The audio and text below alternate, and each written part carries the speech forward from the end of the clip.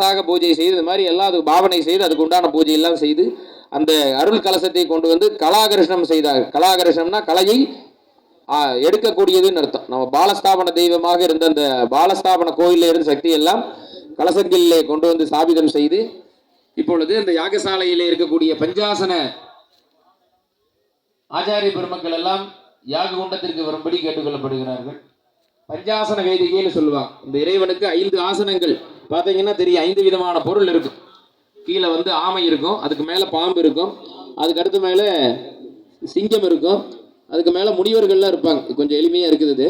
அந்த பஞ்சாசனம்னு சொல்லுவாங்க. அனந்தாசனம், சிம்மாசனம், யோகாசனம், பத்மாசனம். அந்த பத்மாசனம் தாமரைக்கு மேலே தான் அந்த இறைவனை நாம் உட்கார வைக்கணும். அதுதான் முறையான அமைப்பு.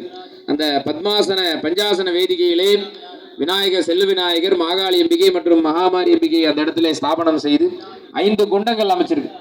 நிலம், நீர், நெருப்பு, காற்று, ஆகாயம்னு சொல்லக்கூடிய பஞ்சபூதங்களுடைய அமைப்பாக 5 யாக குண்டங்களை அமைத்து 4 காலமாக பூஜை செய்து அந்த வழிபாடுகள்லாம் சிறப்பாக செய்ய போகிறோம்.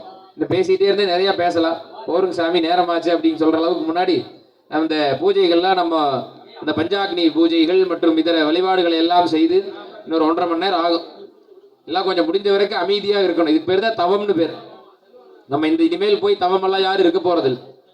இந்த காலகட்டங்களாவது கொஞ்சம் அமைதியாக இருந்து அந்த பூஜைகளை கண்டு கழித்தோம்னாலே போருமா. நம்ம எப்படி ஒரு கற்பூரமானது இந்த கற்பூரத்தில் நம்ம நெருப்பு பற்ற வச்சோம்னா அந்த ஜோதி அப்படியே கற்பூரத்தை கரைச்சிடும். அதுபோல் நம்மளுடைய வினைகள் எல்லாம் இந்த இடத்துல உட்காந்து